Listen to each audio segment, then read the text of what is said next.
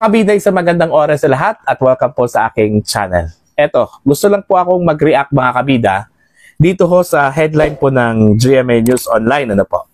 Okay? Kahit na ako nasurpresa po ako sa balitang ito. Amy says she hasn't talked to Brother Bongbong in a long time. Anong ibig sabihin po dito mga kabida? Matagal na raw na hindi ho nag-uusap po itong magkapatid. Itong si Pangulong Marcos at ito pong si Senator Amy Marcos. Okay? Kailan po ba yung creation po? Umpisa po ng alyansa. Di ba nung nag-proclaim, yung proclamation rally, Or siguro prior to that, meron na pong pag-uusap, para mabuo po itong alyansa para sa bagong Pilipinas. Doon ho sa pagbuo po ng alyansa, meron talaga itong evaluation, screening, di ba? Kung sino yung ipapasok doon, And most likely, kung ano yung mga partido na nakipag-alyansa po sa administrasyon, baka doon kukunin yung mga kandidato, And since, ito pong si Senator Amy is part of Nationalista Party, okay? At naka-align po itong Nationalista Party po sa administrasyon, natural. Kinuha po siya doon, kasama po itong si senatorial candidate Camille Villar, mga kabida. Okay? Now, yung pagbuo ba doon ho sa alyansa, syempre, yung imbitasyon, hindi naman po ako naniniwala na yung nag-invite o nag-imbita po kay Senator Amy, mga kabida, yung mga subordinates lang po, ng alyansa. Natural, yung kanyang kapatid talaga. Ito pong si Presidente Bongbong Marcos. Diba? So doon pa lang, nag-usap na po, Alam nga namang iniimbita ka tapos hindi kayo nag-usap, So most likely, nag-uusap talaga itong dalawa, Pero dito ho sa kanyang sinabi, ano ba ang ibig sabihin po niya dito na hindi ho sila nag-uusap for a long time? Gusto ko lang marinig sa kanya, yung qualification po niya ng long time, Ilang buwan ba yung long time? Ilang taon? Okay? Kaya na sinabi ko po kanina, nung binuo po ang alyansa po, ay nag-usap na po itong dalawa. Lalong-lalo na po, yung time po na nagkaroon po ng sorties. Diba? Nagkaroon po ng sorties. After doon ho sa proclamation, and then nung nag-umpisa na po yung campaign period for national, nagkaroon po ng sorties, diba? Most likely, nag-usap po ito kasi magkasama po ito sa mga sorties, si Bongbong at saka itong si Senator Amy. Okay? Now, babasahin ko lang po ito pong content po ng balita ng GMA News. Ito po. Senator Amy Marcos said that she hasn't had a conversation with her brother, President Ferdinand Bongbong Marcos Jr. in a long time. In an interview on Saturday, the senator said that she was only able to talk to him, meaning to his brother, during public gatherings. Baka yung sorties, yung nagsama po sila sa sorties, baka yun yung sinabi po niyang public gatherings. Baka yun, may posibilidad o may chance po silang na mag-usap doon, Pero ang ibig sabihin ba niya dito ho sa she hasn't talked to Brother Bongbong in a long time, yung private conversation, meaning yung pumunta ka sa opisina ng Pangulo o ng kapatid mo, o di ba kaya sa bahay ng Pangulo, o di ba ka tinatawagan mo siya ng via phone, o yun yung private, di ba? Private conversation. Pero ang problema lang po mga kabida, ang sabi po niya dito, babasahin ko lang po hindi na kami nag-uusap. Matagal na. Maraming nakapaligid sa kanya na humaharang sa aming mag-usap. Ayun. Matagal na raw silang hindi nag-usap. Most likely in private. Kung public gathering, walang problema kasi every time na meron pong sorties, baka nag-uusap yung dalawa, Pero sa private conversation, yung pribado kong pag-uusap, bilang magkapatid, mga kabida, wala ho daw. Kasi meron hong cordon sanitaire. Meron hong humaharang. Okay? Sino kaya itong humaharang At bakit po hinaharangan yung pag-uusap po ng magkapatid? Ano po yung dahilan? Ano? At ito pa po, sinong nag-control para hindi ho mag-usap ito pong dalawang magkapatid po mga kabida? Yun yung malaking tanong po doon. Ano? Bakit po hinaharangan po itong si Senator Amy o di kaya ito pong si Pangulong Marcos na mag-usap itong dalawa in private? Bakit po? Yun yung malaking tanong. Ayaw po ba ng pasimuno ho dito na baka maimpluwensahan po ni Senator Amy ito pong kanyang kapatid? Ano? Yun po ba yung dahilan? Ano? Yun nga eh. Nakapagtataka po, ano?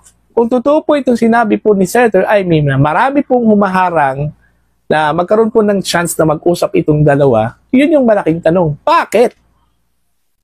Ano po yung dahilan? Eh magkapatid itong dalawa eh. Eh kung tutuusin po mga kabida, bago po sa sa sitwasyong ito, no? Bago ho naging presidente po itong si Bongbong Marcos, eh close na close po itong magkapatid eh. 'Di ba? Close na close po itong magkapatid na Amy at saka Bongbong Marcos eh. Eh ngayon lang po ito medyo nagkaroon po ng lamat kung totoo na meron po silang lamat, ano? Kasi ho, meron pa ring pagdududa, ano? Na baka for a show lang po ito, ano? Para lang po makakuha po ng support mula po sa mga Duterte.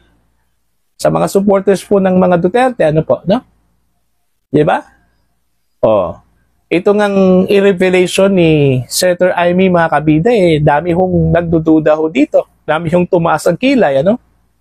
Kasi unang-una, medyo suspicious yung actions po niya ngayon, ano? Lately, unang-una yung investigasyon. Okay?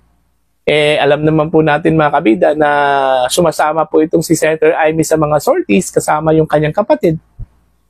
Ito, nagkaroon po ng investigasyon ang Senate patungkol ho dito sa paghuli po kay dating Pangulong Rodrigo Duterte. Okay? Doon ho sa hearing, mix yung reactions, ano? Marami hong natuwa, maraming bumilig. Doon ho sa senadora. Okay? Sa kabilang banda naman, maraming tumaas ang kilay. Maraming hong nagtanong kung for a show lang ba yun o totoo ba yun, di ba? Kasi ho, ang analysis po, dahil ho, itong si Senator Amy po mga kabida, ano? Ito, personal ko lang po analysis po ito. Lagpak kasi siya sa Magic 12 ng mga surveys. Okay? Either Pulse Asia, SWS, Okta, laglag po siya sa Magic 12 eh. Diba? So siguro, para ho makabawi, gusto ko niya sigurong dumiin, no? Doon ho sa mga issues in favor po sa mga Duterte, ano? Kasi unang-una po, kinalaban na po siya ng mga Duterte supporters eh. Dahil ho sa kanyang impression o sa impression po mga kabida sa kanya na wala hong panindigan, ano? Hindi naman po natin i-blame yan sa mga taga-suporta po ng dating Pangulo, ano? Kasi yun yung kanila hong impression na naglalaro lang daw itong si Senator Amy, ano?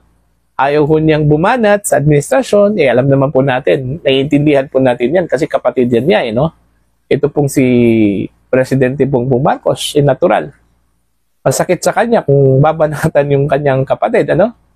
So sa kabilang banda po, naiintindihan po natin ito pong si Senator Amy. Mahirap po sa kanya yung sitwasyon, okay?